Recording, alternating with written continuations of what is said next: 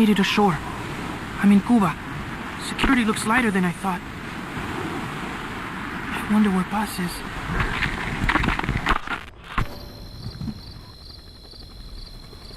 It's dark, but there are soldiers everywhere. Lots of choppers coming and going. Those lights are so bright. Time to get moving.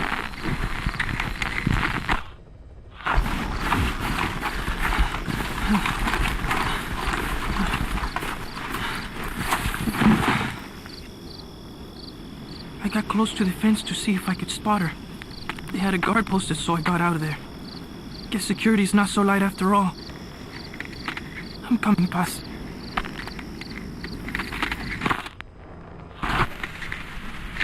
I'm okay. I'm okay.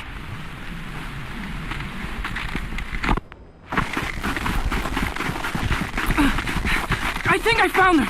It's gotta be Paz. No. They're looking for me.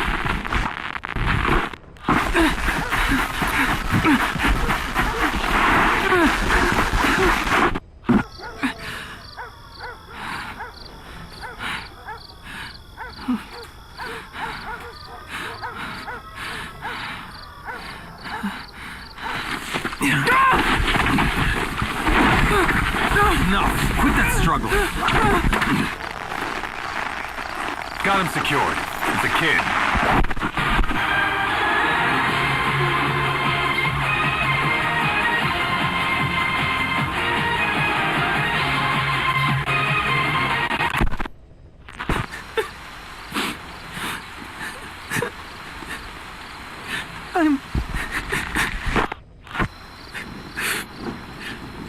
I got caught. I'm in a cage. Give me back my recorder. At least whoever finds will know what happened.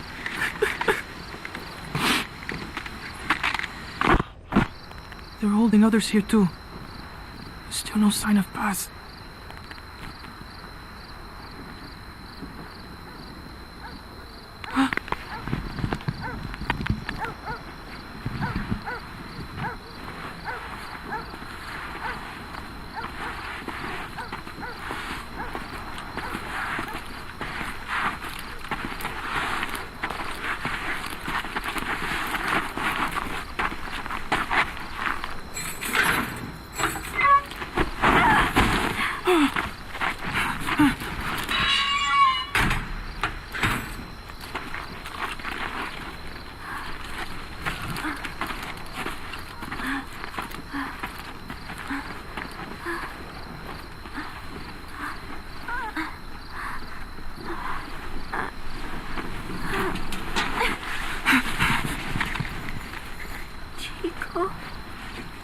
Paz?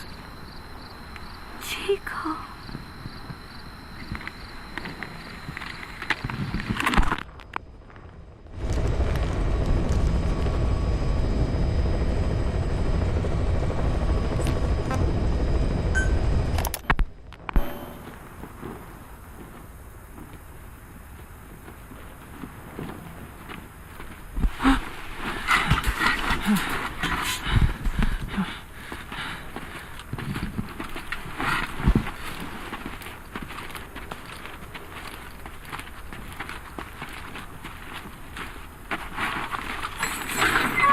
Don't touch me, you son of a bitch!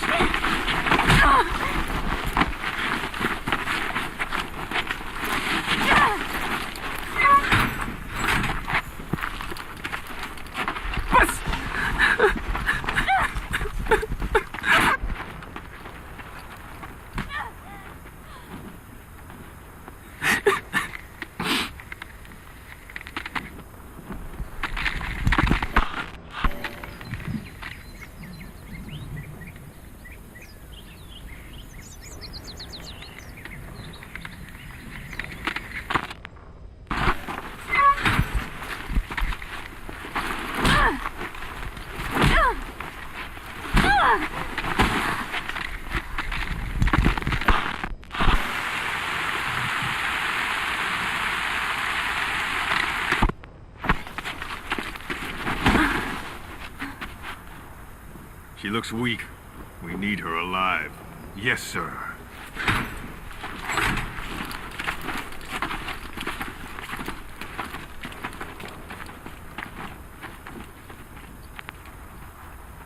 Paz. Huh? You're back early today. Early? And the sun is still up. See? Yeah. Chico, Yes? let us not do this, okay? Huh? I do not think I want to talk to you. But I came here to... Just be quiet, Uh, or I'll scream. what the... I don't get it.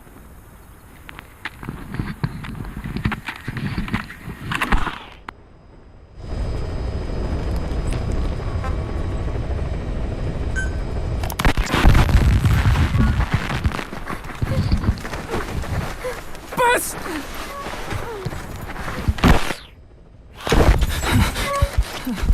On your feet. Okay.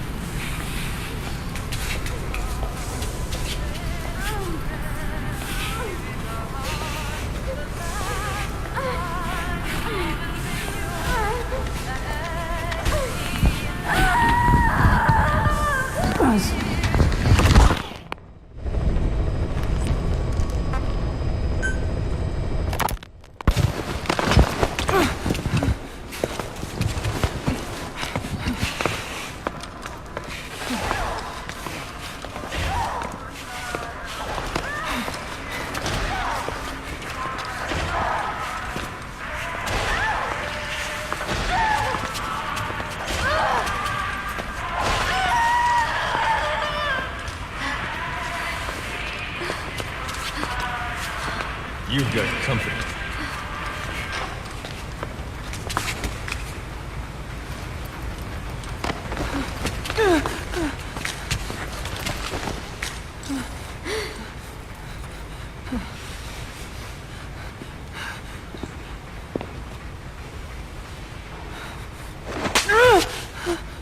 Does it hurt?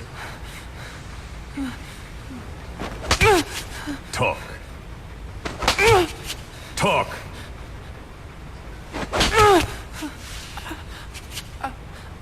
You can speak, can't you? Then talk. Okay. Okay. Good boy. Your boss and I go way back. Don't count on him coming to rescue you. If you're a real soldier, you'll find your own way out. But don't bother trying to escape. Let's say you get lucky, and you don't look very lucky. And by some miracle, you get out of your cage. Let's even say you're able to elude the guards. Then what? The nearest Cuban border is 4 miles to the east. 4 miles of barren, America-controlled soil. Think you'd make it? You wouldn't get any help from the Cubans. And the border's a mess of live minefields. Think you'd make it through that? With your girlfriend in tow? If you were that lucky, you wouldn't even be here right now. But don't lose hope. There's another way out, for both you and the girl.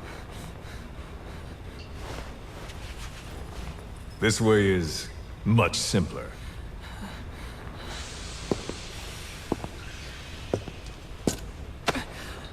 I ask, you answer. Easy, right? Just tell me what you know. You're dumber than you look. Wasting your time torturing kids.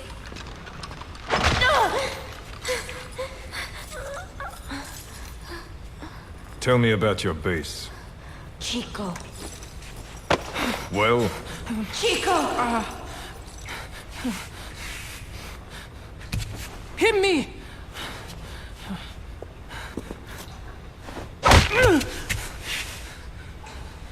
Again! trying to impress the girl, little man? How cute. All right. Let's try something else.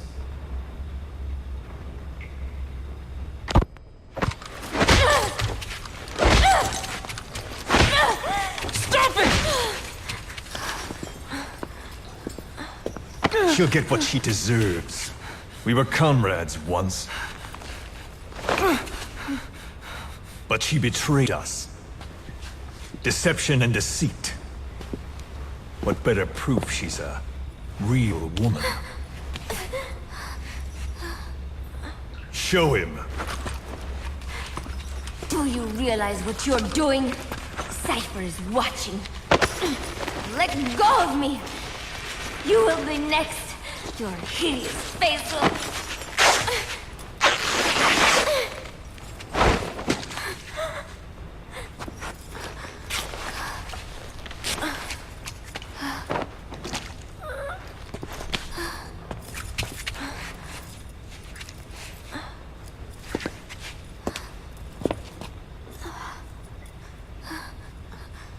Repulsive, isn't it? Look. Look carefully. Watch out when you grow up, boy. This is the kind of woman you'll want to avoid. Of course, scars like those make it rather difficult to lead a normal life. I should know. Continue. Talk, and you both go free. Chico! No! Only you can stop this. Don't talk! Chico! Please! No!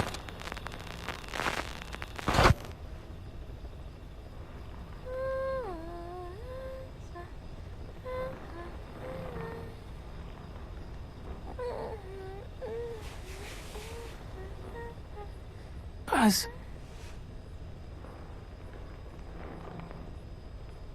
Why?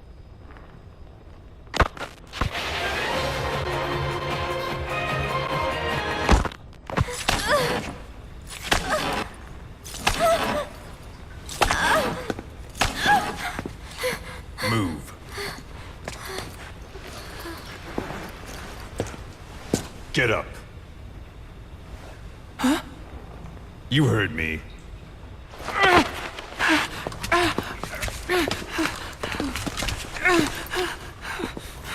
Do you like what you see? I said, do you like what you see? It's like fruit. Does she look sweet or sour? A man has to know these things. Time for a taste test. Either you take her now, or you're strung up next. Don't worry, Chico. No. No. It is okay. Chico, you won't hurt me. I don't. Get on with it. I can't. Chico, No! come on.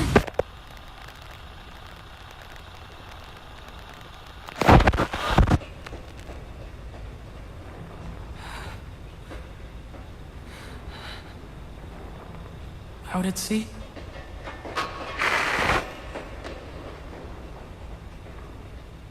Staff of 300? But usually there's... Zeke. And again. See? That wasn't so hard. You got what you wanted. Are you satisfied? We're halfway there.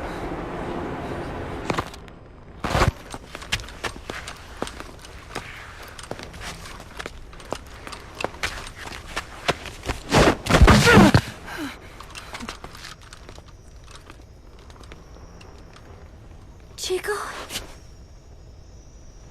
Chico? Thought you didn't want to talk to me. There's one thing I want to say. What?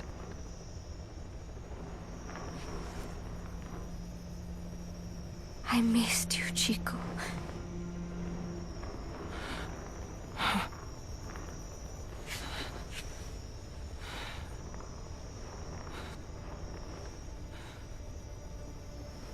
Yeah. Come here. Huh?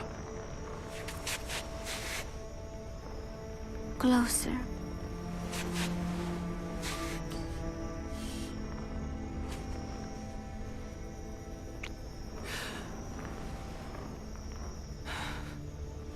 No.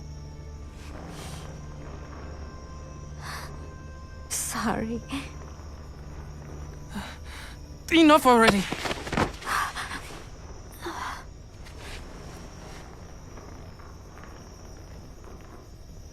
You want to do it here?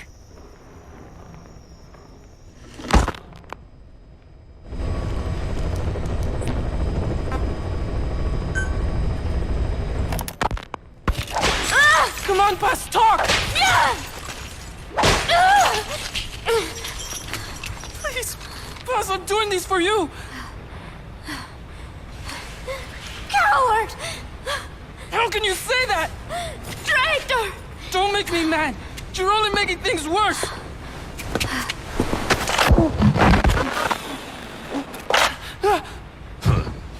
Take him back to his cage. What did I do? Бегите-ка к отсюда.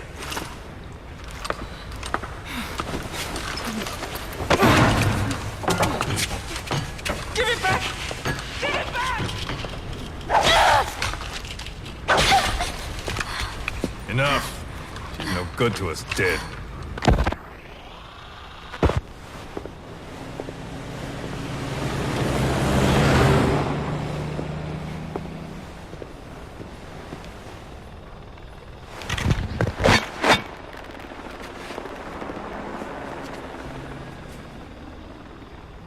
Can I have it back?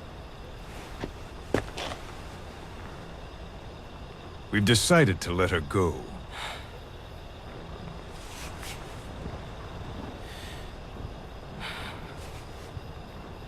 So... she talked. Told her she should have just gotten it over with. She's going back to your boss. But only her. Huh? Those were the terms.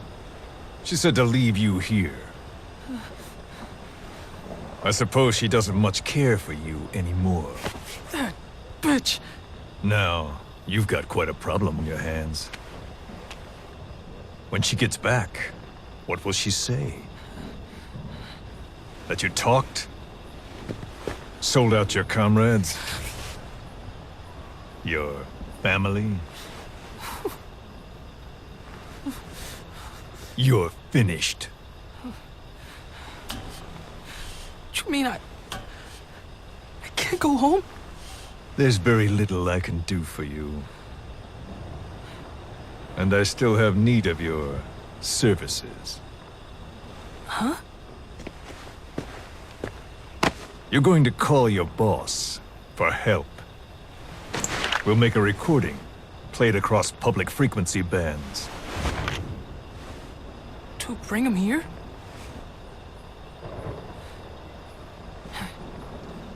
Yeah, right. Do you expect me to trust you? I'll never help you! Perhaps, but if you did, I wouldn't mind looking the other way if he did come for you. Take some guards off duty, let you quietly slip away. But you wouldn't want the girl leaving here alive. She'd have to be eliminated before he came. There's no other way.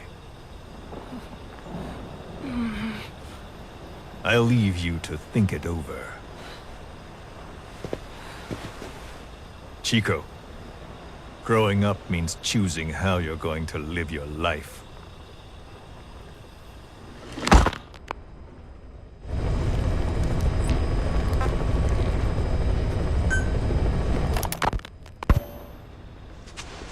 Snake. It's Chico. I need your help. Cypher's holding me on a US military base in Cuba. Paz is here too. We're at the prison area on the coast. There are some cages to east of a big building. East an old, grassy facility. That's where we are. Help me, Snake.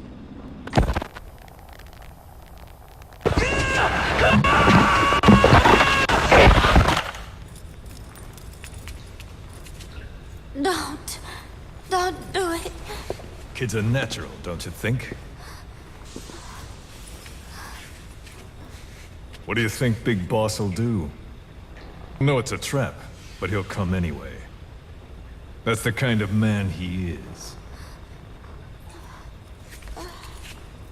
Don't. Thanks to your report, a nuclear inspection team's being sent to their base.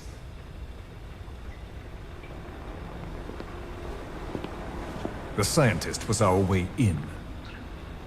It all ends soon, exactly as I've planned. All thanks to you. Cypher would never. Yes, Cypher will surely mourn his death. I'll have no choice but to distance myself from the group. And then they'll eliminate you. No one will be left. Think about that. Big Boss or Cypher. You can only save one.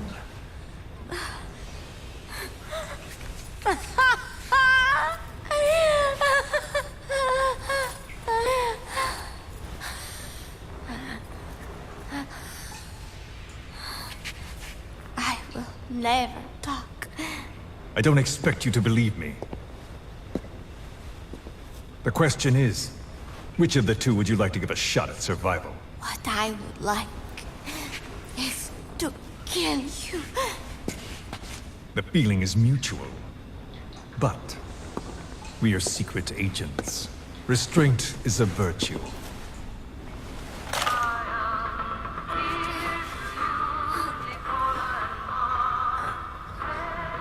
Your favorite song? Nicola, Bart, immigrants wrongly executed. But their deaths served as a message to others. That ours is a society that murders the innocent. Do you too believe your sacrifice will change the world? If so, the time is now. Cypher's been in hiding ever since his grand experiment. No one's seen him in years. All we hear are orders delivered by proxy. Except you. You met with him, face to face, in order to contact Big Boss. Tell me where he is. Where is Cypher? Where is Zero? I've never known choice. Where I was born, the language I speak, I've never had the freedom to choose for myself. But you, right now, are free. Do as you will. This will save Big Boss. It may. Will you really kill Zero for me? Not for you.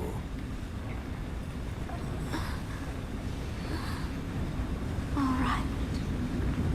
Zero is...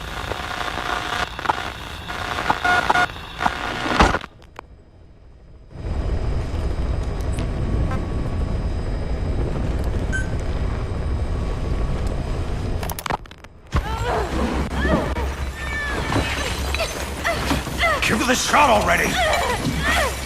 Hold her still.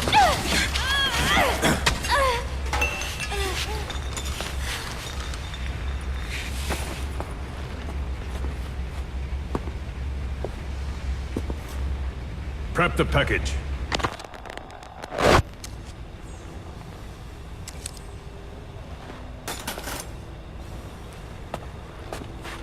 She's all closed up. Timer set for your instructions. We can't have her waking up or dying on us. I gave her a transfusion, a nutrient cocktail, and an anesthetic. How long does she have? 24 hours, same as her cargo. She won't last much longer than that. To make room for the bomb, I removed organs she won't need. Almost there. Now for the second one. In a place they'd never look.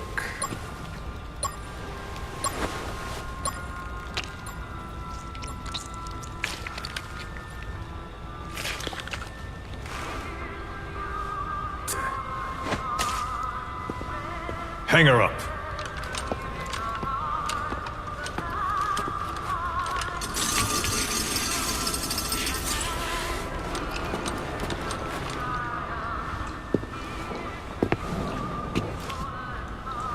You shall not see triumph. You've been most helpful, and I have one last use for you. To you I give a magnificent end. But an end, nonetheless. The final moment is yours.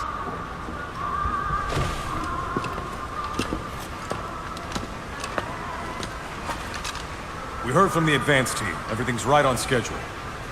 The C4 has been planted on the legs. Strike team and decoy team are in position. And we have confirmation that Big Boss's chopper is lifted off. A shame I won't see him. But at least I'll get a look at his body. Time for us to move out too. But first, let's stop by and see the boy. I want Big Boss to hear his little diary. Hopefully, he's still a good listener.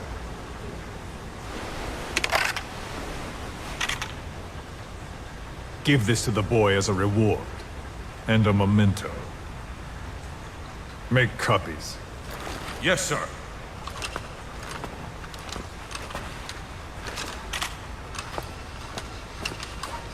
First Big Boss, then Zero. Liberation is at hand.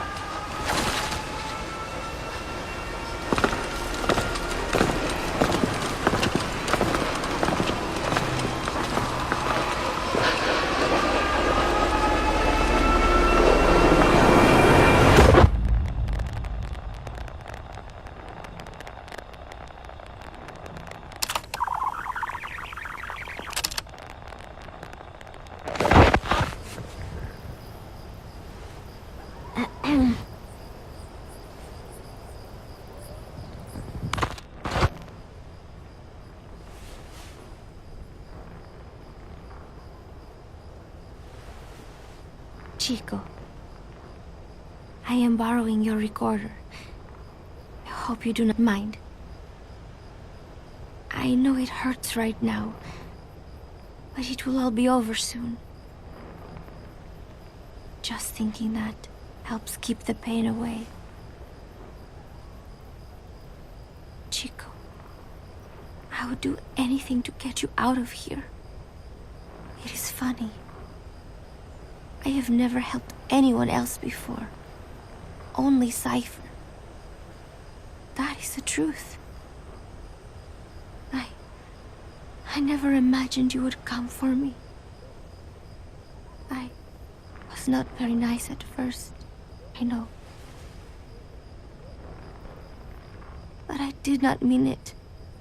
I was afraid they would try to use you somehow. But to be honest, having you with me here put my mind at ease. I hope that does not sound selfish. I thought I would never make it. But together, I think we can.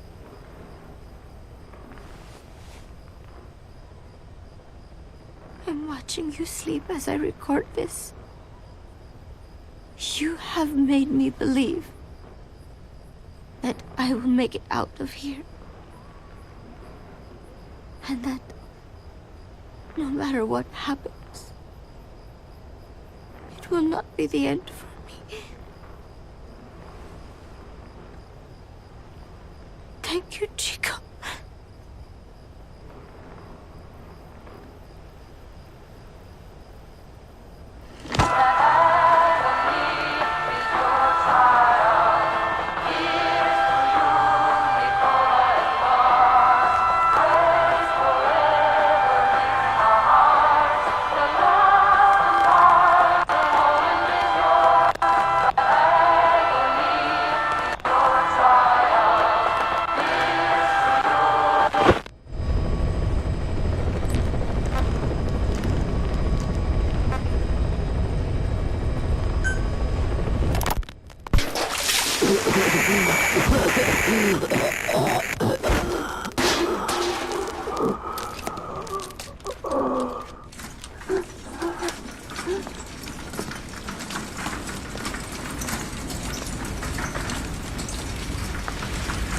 I needed this place to listen to the words people had to say.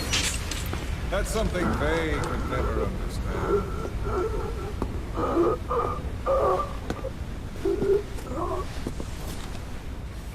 You've done your part.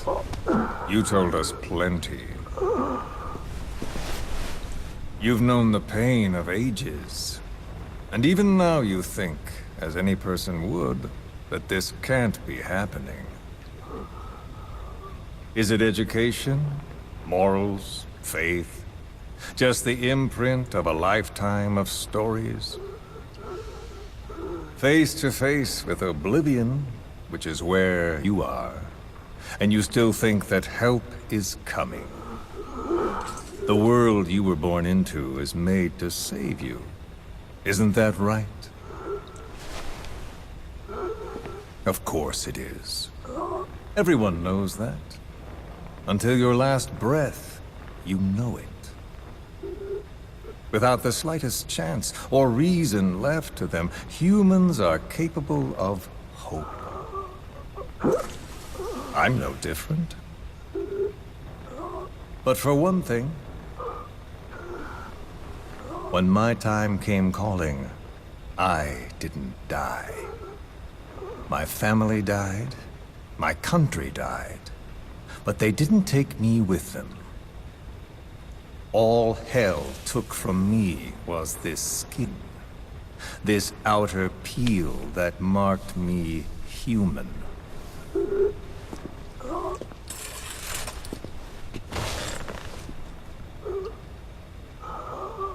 My village had an oilseed field and a fine factory. Every day, my friends and I would see our parents at work in that factory. That's all I had, all the world I knew. Then one day, Aircraft came droning in from some far-off sky. The factory was bombed. Some spies had told them we were making weapons. The building burned. We tried to flee outside. The crowd blocked the exit. The crowd of people. Hot. So hot. I tried to push through their legs and get ahead, but a boot in my stomach put me on the ground. The smoke of them burning filled me up. I heard my name called, but not for long.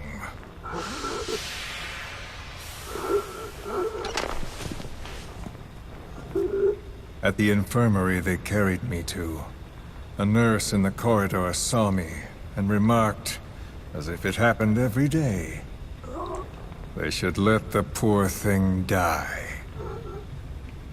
Those are the only words of my mother tongue I remember. It was the language of my village. Until foreign troops invaded. Then the last identity I had left, the words I spoke, were pulled from me. My skin would never feel anything again.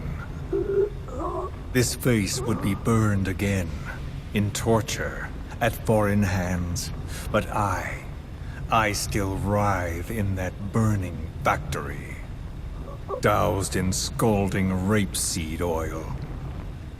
That's all I have to feel, that pain. All I have to remind me I exist here.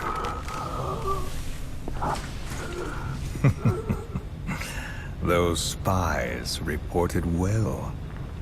We made weapons, all right. As cartloads of rifles came in from the battlefields, we fixed them up and sent them back out. So our country could win. Or rather, so that little world we knew could continue. I came to realize I mustn't die. I'm their last hope. All those who perished and left me here. I have to accomplish something. If I don't, their will be swept out of this world.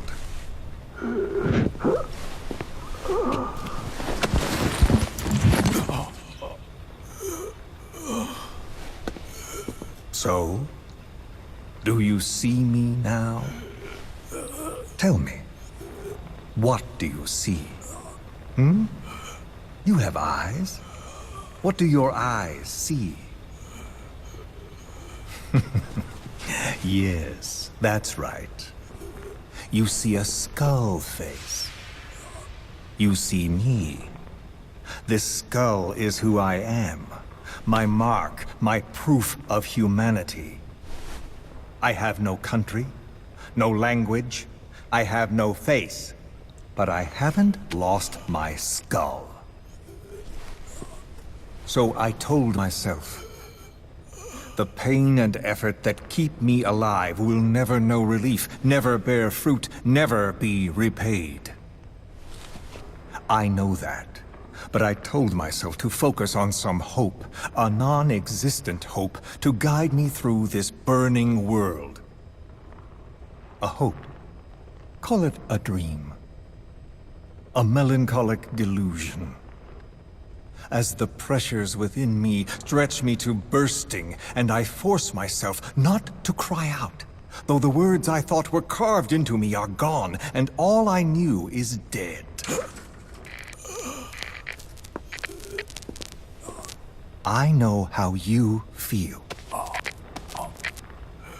I've felt that. So show me that I'm not the only one. That you too can return to this world for revenge. Do you see me? Don't die. Don't die! Ah.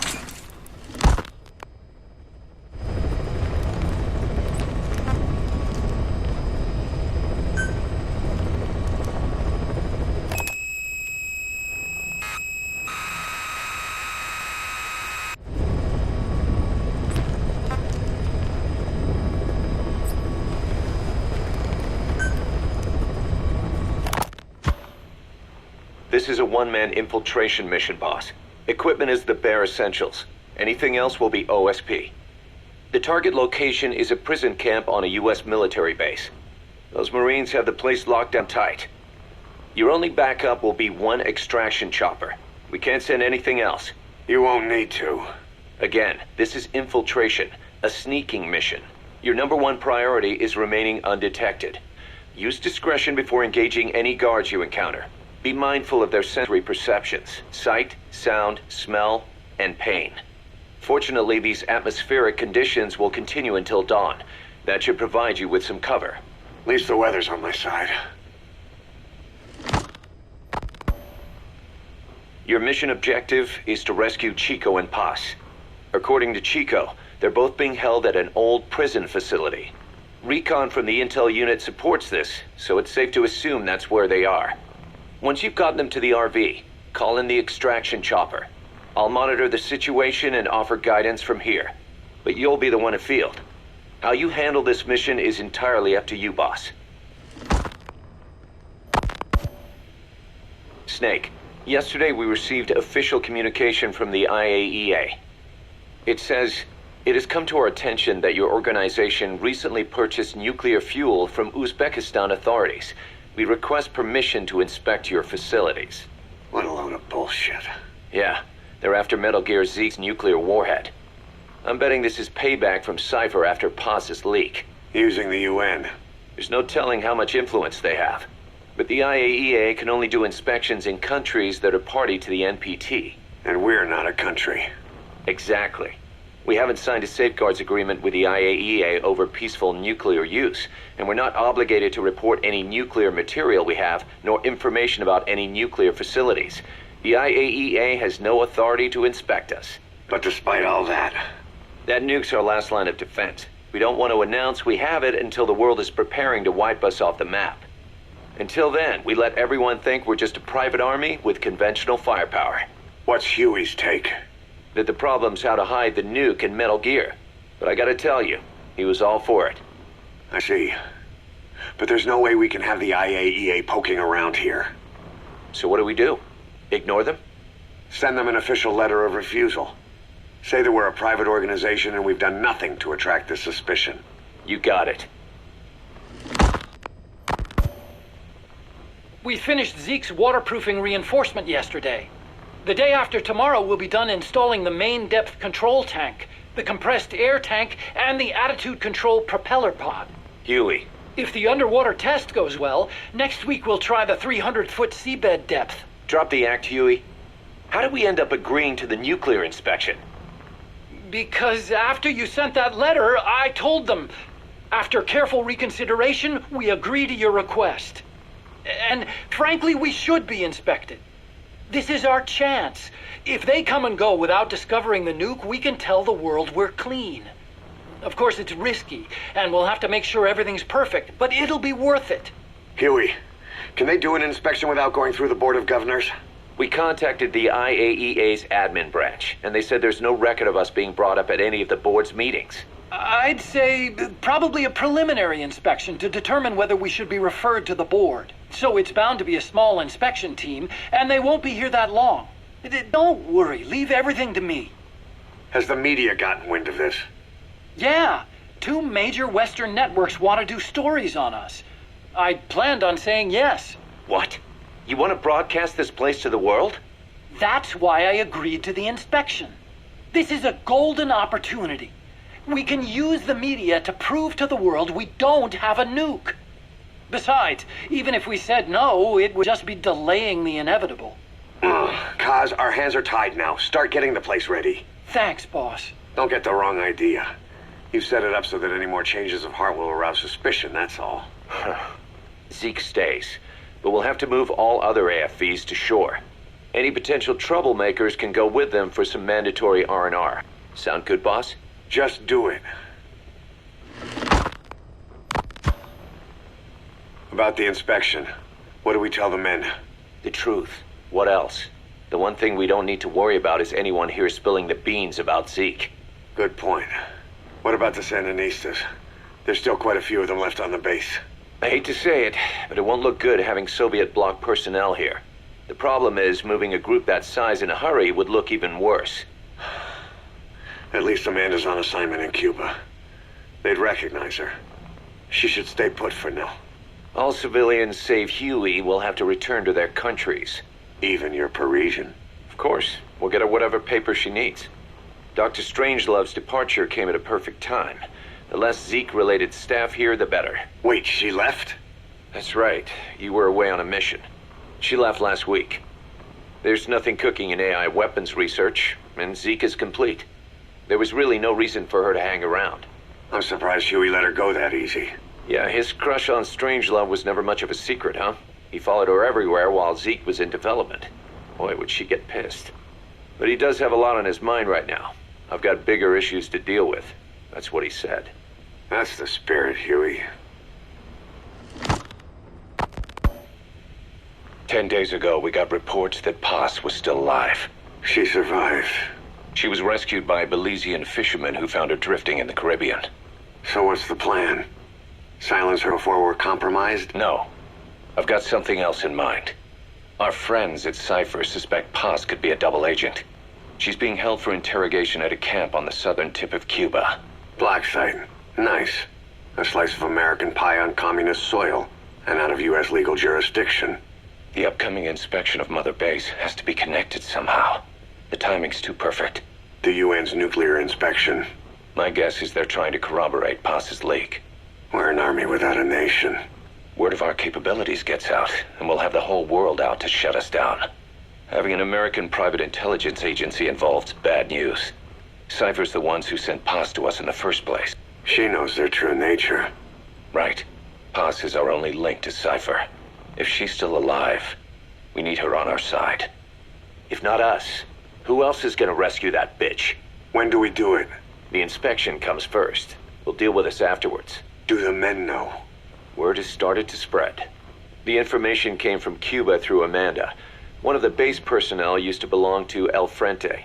I'll tell everyone we don't concern ourselves with the survival of enemy spies. We need them focused on the inspection. And if we get her back here and she isn't cooperative, there's still plenty of room for her in the ocean. Works for me. What about Chico? He had a chance to stop Paz from hijacking Zeke and he blew it. He's carried that guilt ever since. Kid really did care about her. Chico, it's hard to say how he'll react. Have Amanda call him out to Cuba. He shouldn't be here right now.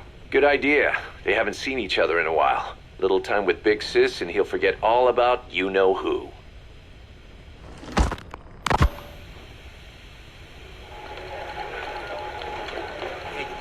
What?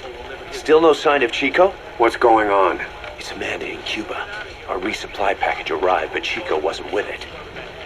Relax, Amanda. I'm sure he's just exploring Havana or something.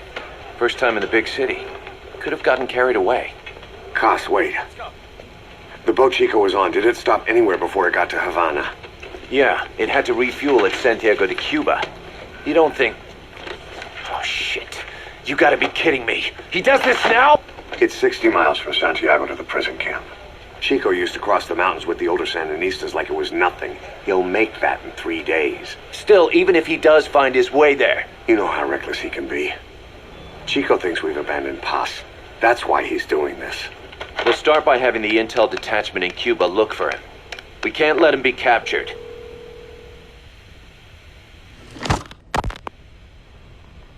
There's some cages to the east of a big building. East an old grassy facility. That's where we are. Help me, Snake. It's a setup. We have no choice. Yeah, if Chico talks, he could blow the nuke cover up. We can't hold off until the inspection's over. When can we be ready? It'll take at least 16 hours to confirm the flight path and prep a bird. The intel unit has started reconning the area. Sounds like I'll have to miss the inspection. Boss, we'll just have to send someone else to get them out. No. I'll go. Yeah, Chico and Paz would only take orders from you anyway. We can't go taking on those Marines at the base head on. It's gotta be off the radar, and it's gotta be you. Hold down the fort, Cos. Snake, you can forget about civil liberties where you're headed. God only knows what they'd do to you if you got caught. Do not let that happen. The Cubans leased the land to the U.S. as a gesture for helping them gain independence from Spain. The deal remains in effect until both countries agree to dissolve it, or the U.S. abandons the land. That's why America still operates the base even after La Revolucion. Problem is, it's leased land. Meaning it isn't American soil, so the U.S. Constitution doesn't apply there. That allows them to withhold its civil rights protections. Yeah, that's Uncle Sam's excuse. The area was originally only for detaining refugees from countries like Cuba and Haiti. But a few years ago, the CIA and its like started using it as a black site. Enemies of the state are renditioned there and subjected to extreme forms of interrogation. You can bet Cypher had a hand in that. As you'd expect, American and other Western human rights organizations aren't allowed anywhere near the place. What happens there disappears down the memory hole.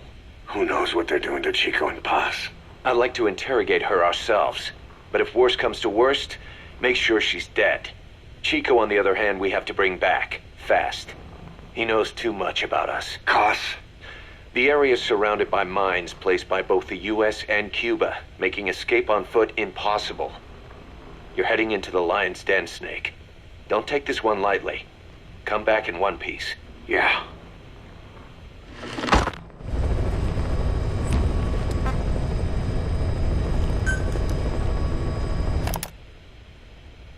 I heard about Paz's tapes. Yeah. Why do you think she'd leave him behind? And that diary? Whatever it was, her commitment was wavering. That much is clear. So she was leaving clues to help us. No way to know for sure. And the ocean's not giving her back. November 4th, 1974. At the outskirts of Barranquilla, Colombia. Contact with Big Boss successful. Zadornov posed as my professor, but Big Boss took one look and knew he was KGB. However, he does not seem to suspect me. To him, I am just a peace-loving student, and another victim of the CIA. We asked him to drive the CIA out of Costa Rica. To him, this means betraying his country. His forces are smaller than anticipated. They drift from place to place with nowhere to call home. That provided us an opportunity, so we seized it.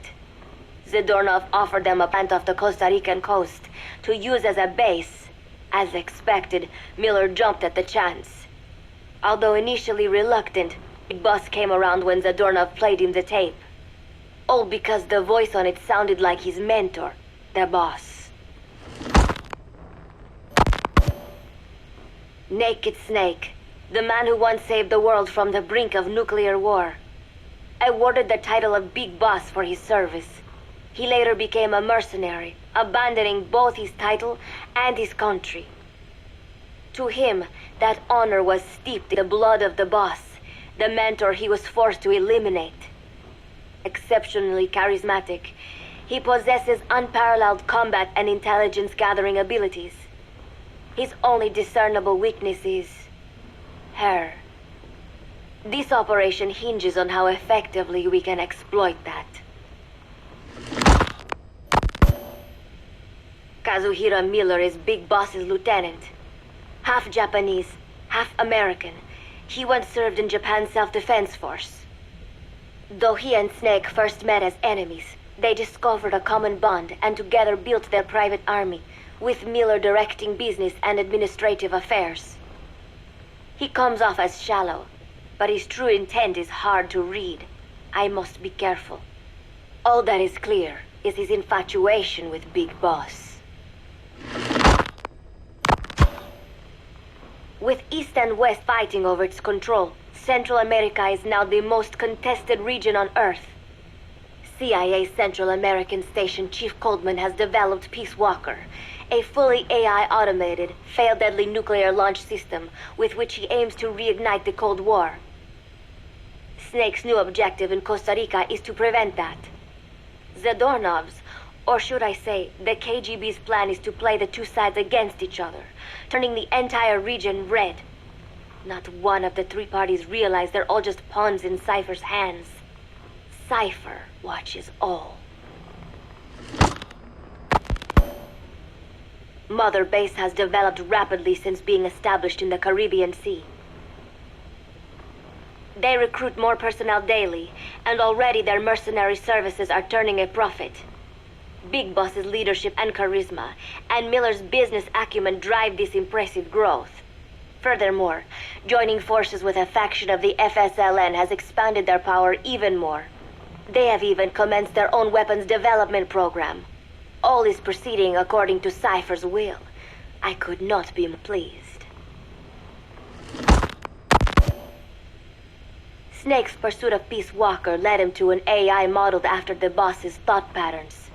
It was incomplete, but, somewhat ironically, making contact with Snake was the necessary finishing touch. Meanwhile, the scientist behind Peace Walker's locomotive control, Huey, defected to Snake's army. His presence has greatly accelerated weapons development at Mother Base. I failed to anticipate Coldman's madness, but nuclear war was averted. However, this was only after the boss AI on board Peace Walker sank itself to the bottom of the lake, in what could be likened to suicide. The boss laid down her gun, choosing to sing for peace instead, and Snake, himself a gun, parted ways with her. In doing so, he reclaimed the title he once abandoned. He is Big Boss. Zadornov has been detained. Since this leaves my cover identity without a guardian, the Mother Base staff has taken me in. I am now better placed than ever to monitor their internal affairs. Everything continues to unfold according to plan. The developer of the boss AI, Dr. Strangelove, has also come to Mother Base. With her and Huey's expertise, they can now develop a weapon capable of matching Peace Walker. Development on the bipedal weapon is now complete. They call it Metal Gear Zeke. It stands there like some sort of mystical guardian. The soldiers gaze on it with pride and reverence. Big Boss has elected to arm it with a nuclear weapon. As an army without a nation, they seem to feel the need for a deterrent against whatever the world might pit against them. It is a dangerous gambit. Why do such a thing? Their nuclear strategy differs from the Americans and the Soviet Union. The superpowers deter attack by revealing their nuclear arsenals to one another. Snake and his men know that if they were to go public with this, the whole world would unite against them.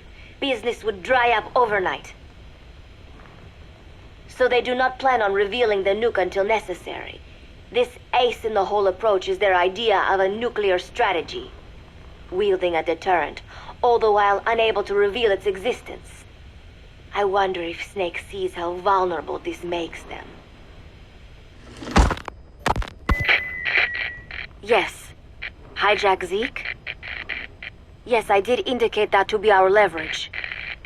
But I cannot imagine his agreeing to that now. But did you not raise them to safeguard your governance without borders? No. I have not forgotten. Cypher watches all. Yes, things are proceeding, but modifying Zeke has not proven easy. I am using Zadornov to buy some time. No, I have not forgotten what you said. However... Well, forgive me for asking, but this is you I am speaking to, isn't it, Cypher?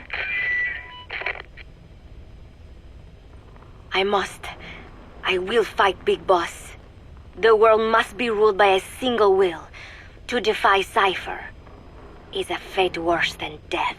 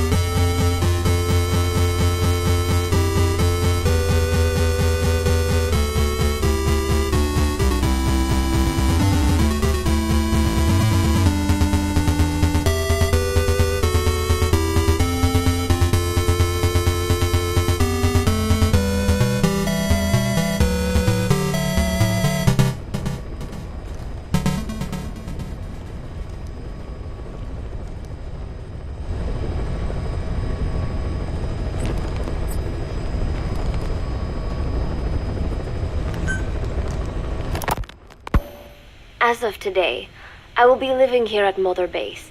Now my real trial begins. Zadornov was paying my room, board, and tuition, but he has since been captured. I told the man that with no more money from the KGB, I could no longer afford school. He bought my story, and when I said I would be willing to work, he took pity on me and let me stay. For some reason, Miller really pled my case. That was helpful, but the man is still a fool. His men are no better. They think their training makes them strong, but that kind of strength is nothing in the face of true power. And better yet, they wait on me hand and foot, believing I am just a schoolgirl. Looks like I won't be working too hard after all. Just today, while scouting out the living quarters, I saw a group of them in the corner of the deck making a fuss. Going over for a look, I saw they were feeding a kitten. A bunch of grown hard men, and they're the ones acting like schoolgirls. Look, isn't he cute? What is wrong with them?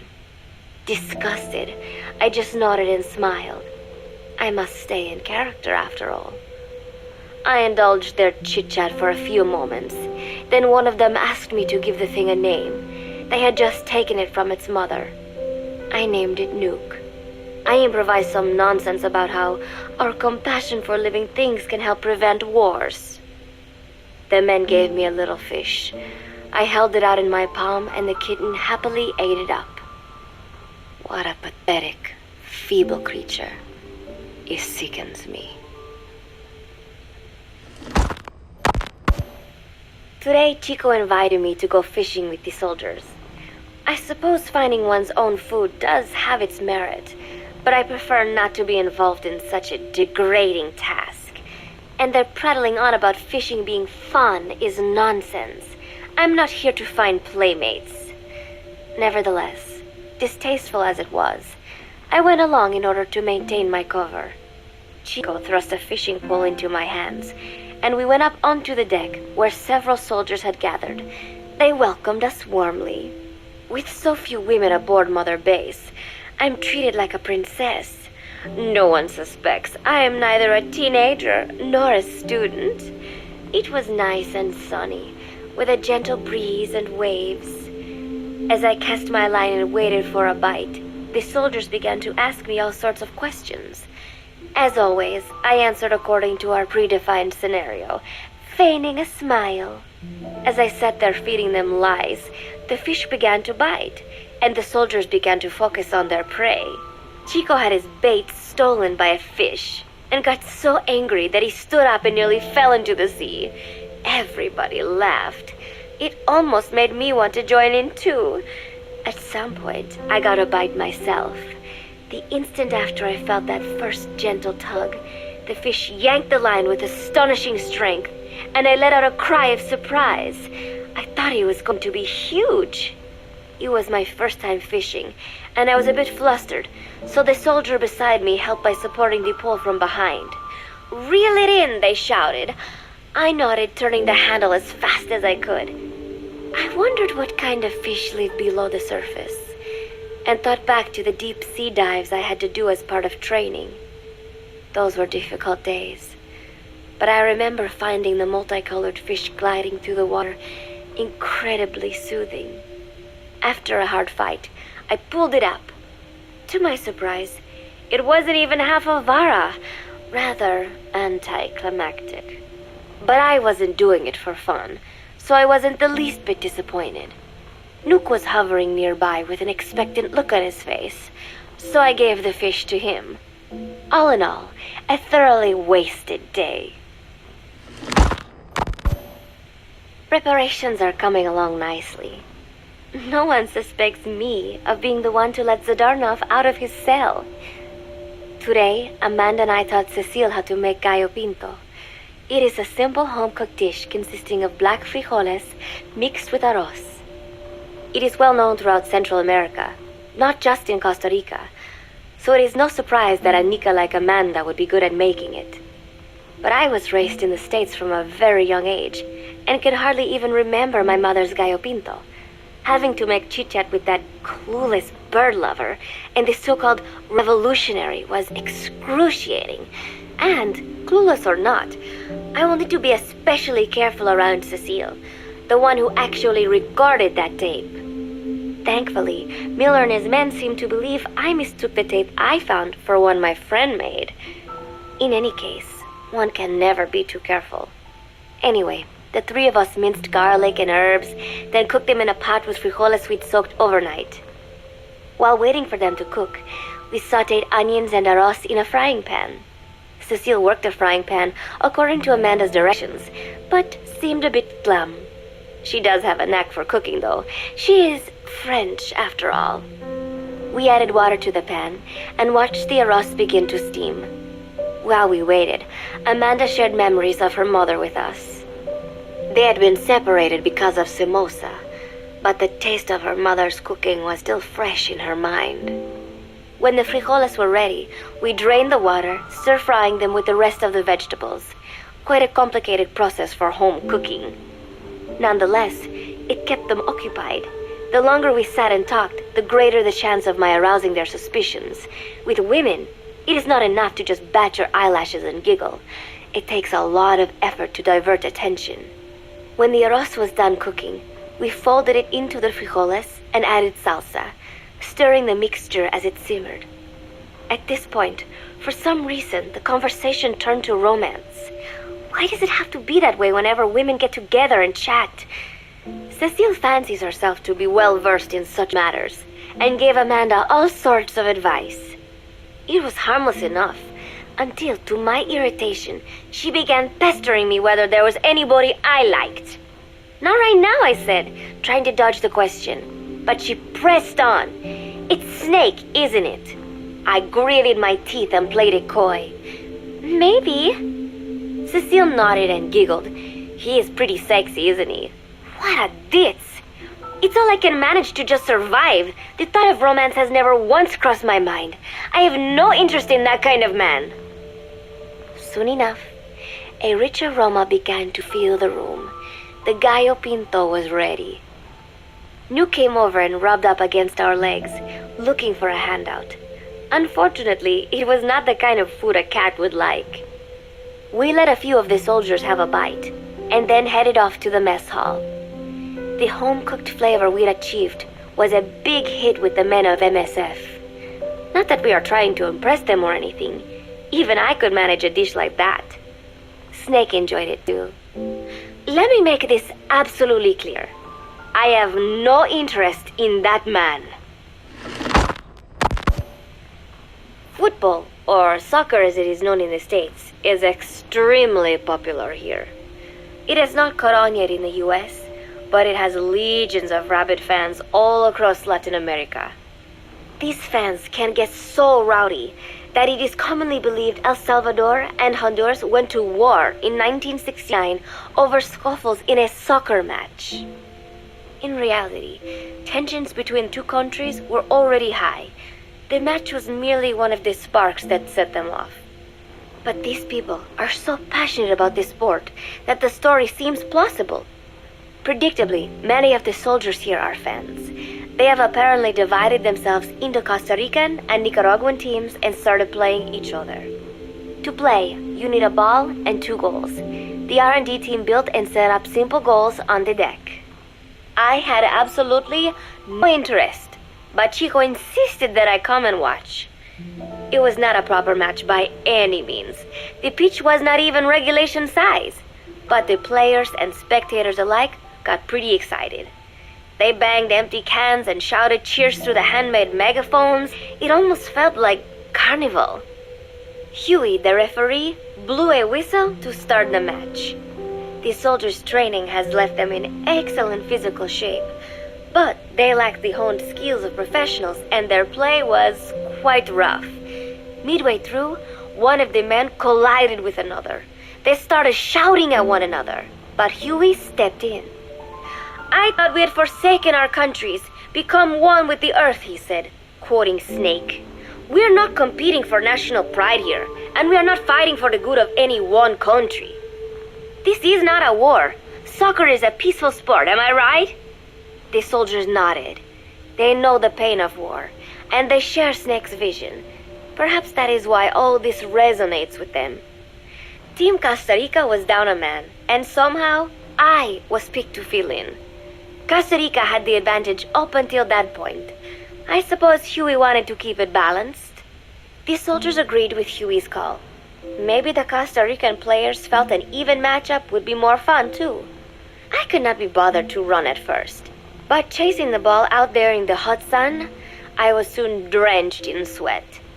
Before long, I found myself actively seeking out the ball, partially out of desperation. I picked up a loose ball deep on the opponent's side of the field. Even though he's Nicaraguan, Chico cheered me on, yelling, "Go for it, shoot!" I launched the ball as hard as I could, only to have it blocked by the keeper. Disappointment only increased my determination. In the end, I didn't score a single goal, and Costa Rica gave up its lead. It was really close, though. We congratulated each other on a good match and sprawled out in the shade on the deck, exhausted. The ocean breeze felt so nice on my sun-soaked body. Nuke came over. It is one of his favorite spots, and stretched out next to me. And together, we watched fluffy white clouds drift lazily across the clear blue sky. It was lovely out today, so I decided to sun myself in a lounge chair up on the deck when Strangelove came up to me. Despite the heat, she was in her usual long sleeves and pants. I waved at her. She looked away and mumbled, "Hello there. Fancy meeting you here." I asked if she needed anything, feeling her eyes creeping up and down my body like she was savoring it. Finally, she swallowed and said, "You have such beautiful skin." Bewildered, I shook my head and said, "No, not at all. I had heard rumors that she was a lesbian, but she couldn't be after me, could she?" She continued to stare and said, "No, it is beautiful, but you must not let yourself get so tanned." And then she took my hand in hers. "What is wrong with a little sun?" I asked, trying to cut the conversation short. But she shook her head violently. "No, you mustn't. A young lady should take better care of her skin." She was acting strangely now, as if aroused. She lectured me on the perils of tanning, how it ages skin, causing wrinkles and spots, and in the worst cases, even skin cancer. I knew already that tanning could cause spots, but I thought only pale-skinned Anglo-Saxons had to deal with that. Having a scientist tell me it causes aging, though, that spooked me a little. If I am to keep playing the teenager, I will have to start paying more attention to my skin. Sensing my anxiety, she took a small tube from her pocket. She said it was the sunscreen she always used. She told me to keep it. I didn't know what to say. I was more than happy to take it, but exactly what were her intentions? Was she merely being nice? Or is she really into me? Either way, there was no reason to refuse, I suppose. I have undergone training. An out-of-shape woman does not pose any real threat to me. Having power means not being afraid. It is the same on a global scale. A country with nukes can dictate terms to a country without them. I thanked her and took the tube. Then she offered to put some on for me. She squirted some lotion onto her fingers and began rolling it into my chest. It happened so suddenly, and I was so taken aback that I did not even think to protest. She caressed my stomach with her long white fingers, then slid them upwards between my bikini-clad breasts. "What? Wait," I sputtered as her moist eyes met mine. She was beautiful. Somehow, I found myself captivated by this woman more than 10 years my elder. "Hold still," she whispered in my ear. I nodded silently, unable to refuse. My body went limp, motionless, as if in a trance. Gently, carefully, She rubbed the lotion all over my entire body. I shouldn't have enjoyed it, and yet I could not help myself. For a moment, I was spellbound. That woman is dangerous. I had better watch myself. Protecting one's health is an important part of any agent's job. But despite my best efforts, I have caught a cold. Now that I think about it, Mother Base's numbers are on the rise, with soldiers coming from all different places and backgrounds. It is no wonder then that sooner or later someone would bring in a virus. That said, what I have got is just a common cold. The medical team said I'd need a few days rest, so I've been restricted to my room and put on bed rest. I thought I'd gotten used to not having anyone around to relate to, but at times like these, being alone is just miserable. All I could do was lay there and stroke Nuke's back, trying to take my mind off how bad I felt. Nuke just sat there, not making a sound. But I did have visitors. Amanda and Chico, Huey, Cecile, Miller, and a few of the soldiers I've become relatively close to. Amanda made me a soup with herbs she said were good for a cold. Miller told me to take it easy. I will sing you a lullaby, he said, then broke out a guitar and sang some incomprehensible song in Japanese. I did not need to understand the lyrics to know he is an awful singer. Then he said, "You know what is good for a cold? Suppositories. Here, I'll show you." He began to take off his pants, so I threw my tissue box at him to make him go away. Then Strangelove showed up, saying she had some miracle Indian cure. "It has got eucalyptus extract," she said. "It works best if you rub it into your chest." And then she tried to take off my nightshirt. I whacked her with my pillow, and I got rid of her. Chico brought me a little flower in a cup. It had been growing in a little bit of earth that probably found its way on board, stuck to something else. "I found this on the deck. Here, you can have it." He tried to act nonchalant, but I am pretty sure he's got a crush on me. None of them understand. If they thought these little visits would cheer me up, they were wrong. Tonight, Snake himself came to my room. Like the rest, he believes I am just a schoolgirl and treats me as such. "Why did you abandon your country?" I asked him. "Why create the MSF?" Of course, I knew the answers already, but I wanted to hear it from him. As I had imagined, he was not exactly forthcoming. All he would say is that his country abandoned him because all he could do was fight, and that is why he needed the MSF, because that is all he is any good for. Then he said, "Fighting is the only thing I understand, but that does not mean I have got a grudge against those who believe in peace. I am not one of them, and I do not believe in peace. Conflict is in man's nature. We fight our enemies in order to survive. Maybe we are not so different after all, he and I. But that is exactly why I'm going to have to kill him, or else he will have to kill me. When I stop and think about this wretched existence, being killed by a man like that suddenly does not seem like such a bad thing." Every month, Mother Base throws a party for all the soldiers whose birthdays fall in that month. There is something strange about a military organization having parties.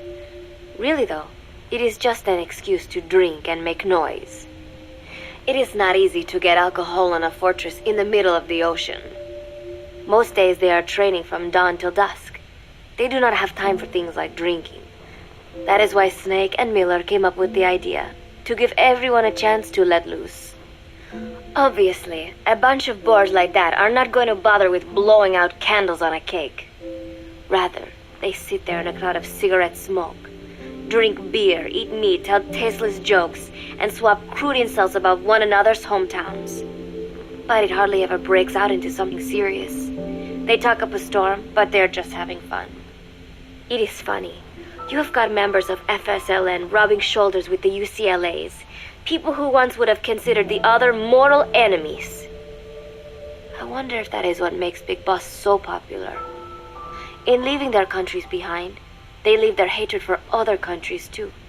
Miller seemed a little protective of me. Hope they're not being too crude, he said. But soon enough, he too was drunk. He yelled, "Come here and take a look at the real Kazuhira Miller." Then dropped his pants and mooned everybody. The other soldiers burst out laughing. I have never seen such a crude, ridiculous party before. And yet, all these people, laughing and acting the fool. Is this what they call peace? For some reason, I began to think about all that has happened since I came here. Fishing with Chico, cooking with Amanda and Cecile, playing soccer, having visitors when I caught a cold. When I stop and think about it, my time here has been the most peaceful of my life. But that is about to end. I cannot imagine he will be willing to negotiate. It seems I am to fight the legendary Big Boss. I do not know if I'll be able to beat him. But if I have to choose between death and defying Cypher, I will gladly choose death. The thought of dying does not scare me. But if I disobey my orders, the fear and despair awaiting me will be far worse than anything I can imagine. It was Cypher who took me in as an orphan, gave me food and a place to live. His orders may have been unreasonable, but I will never repay my debt entirely. It seems I have no choice. I must fight this man. I must fight Snake. Do you know Miller, Snake's right-hand man? Apparently has got at least one serious weakness. He is an insatiable womanizer. He does not bother me, most likely because he considers teenagers off-limits. But he has hit on every single one of the few female soldiers here at Mother Base. They ought to be telling him where to stick it, but end up falling for it so easily. I think some of it stems from the fact that he is actually not that bad looking. Anyway, today, that nasty habit got him in trouble. He and Snake got into one of their rare fights, and I was there to see it. They burst out of the showers, completely naked, trading punches. I am no child. The sight of a naked man does not make me blush, but this was something else. "Maybe this'll teach you," Snake yelled as he slammed his fists into Miller's chest. I heard later that apparently he had been two-timing someone, and that same someone had gone to Snake with her troubles. As I see it, it is her own fault for letting herself be deceived like that. If she is too dumb to see through Miller's lies, then she got what she deserved. But this was not the first time it had happened, or the second, and Snake read Miller the riot act. Miller argued back, and what began as a shouting match turned into a fist fight. "You son of a bitch," Miller yelled as he swung. "Not bad," said Snake, smiling, "but not good enough." And then he was back on the offensive. They had already been at it pretty hard in the showers, and their bodies were covered with bruises. Both of these men had been trained for war, their bodies deadly weapons. They were each bleeding from a dozen places. All this from a fist fight. Even so, it was far less gruesome than if they had given it their all. It was obvious that one of them would be dead were they fighting for real. Miller took another swing, yelling, "Try this then!" Snake parried, then responded in kind. But I could tell he was not aiming for anything vital. "You are one tough bastard, boss," Miller muttered. A smile crept across his face as he caught his breath. And then they went right on fighting. Blood and sweat flew off their glistening bodies. It was combat without hatred or hostile intent. I had never seen violence like this before. And yet, it was more than just a friendly tussle. They were utilizing every technique they knew. It was not a sporting match. They were not playing by the rules. How could they keep this up? At last, the two men tired themselves out, and the bizarre scene came to an end. They looked at each other's battered bodies, and then burst out laughing, embracing and congratulating each other on a good fight. It all seemed so idiotic. I still cannot fathom such behavior. But somehow, I got the sense that for all his womanizing, Miller really only trusted one person, and that was Snake. There was no way I could ever come between the two of them, and at that thought, I began to feel as if I had lost. All of Mother Base is preparing for a festival. Since Snake and his soldiers spend so much time fighting, they are setting aside one day a year for peace and relaxation. I do not know all the details, but apparently that is what Snake and Miller decided. These soldiers love the idea, of course. There is so little fun to be had here that everybody looks forward to events like these. That is all well and good, but somehow I got roped into getting on stage. Come on, we even both have peace in our name, said Miller. And Zdarnov, that old Ruski's name, has something to do with peace too, right? Hey, as long as we are having a day of peace, we ought to get an act together. The 3-piece band. I thought he was joking. He then proceeded to share his idea without bothering to check with me. And now, I am slated to sing. Apparently, he had heard me on the deck one day, and since then he's wanted to form a band. Everybody's looking forward to it, so there is no way for me to back out now. I've never done anything like this, but it does feel kind of nice to know that people are looking forward to it. I mean, it cannot be any worse than Miller's singing, but modifications to Zeke are already finalized, and I must complete my mission. Betray Cypher now, and I will face a fate far worse than death. Still, there's no need to put things in motion just yet. What difference would it make to just wait a little while longer? A whole day of peace. The mission can wait until after that. Can it not? I know I'm only delaying the inevitable. When the day comes, one of us will have to die. Snake or me. But still, if I could just come up with some way to stall Cypher, at least until our day of peace. When did I start having thoughts like this? My cover is blown. They know nothing of Cypher or my true objective, but they know I am a spy. There is no more time left. I must act now. I must complete my mission. How did it come to this? All I wanted was 3 more days. Just 3.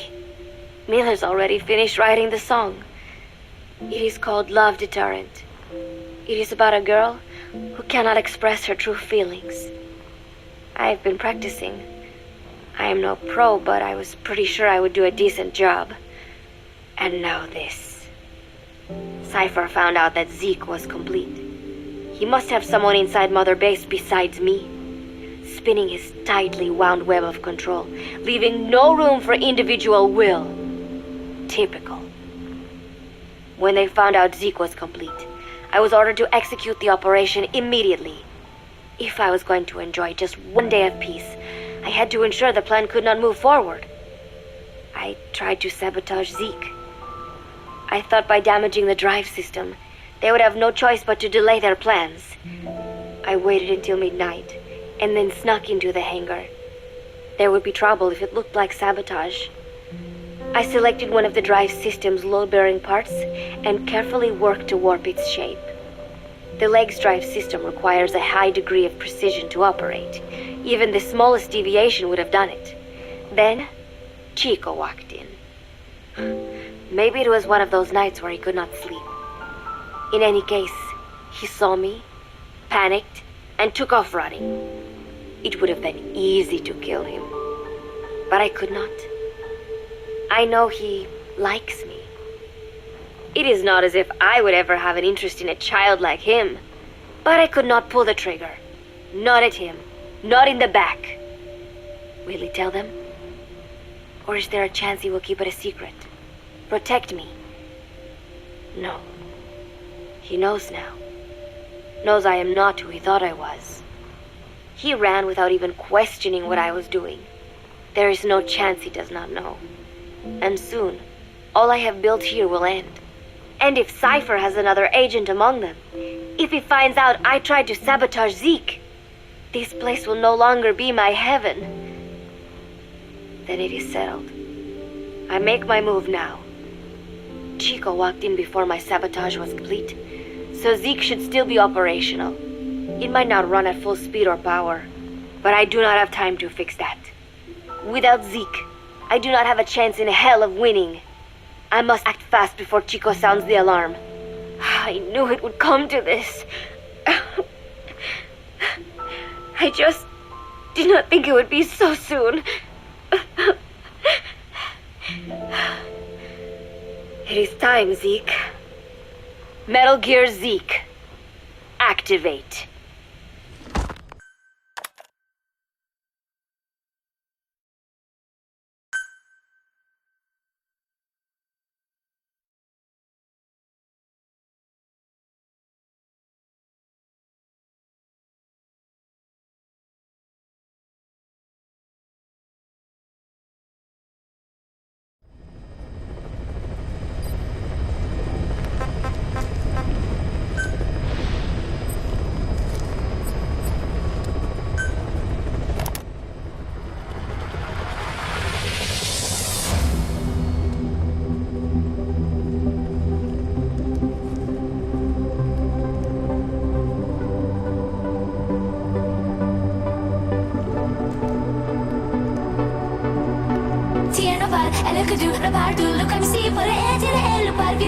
Till I seem to meet about it, I could live like to redeem my heart.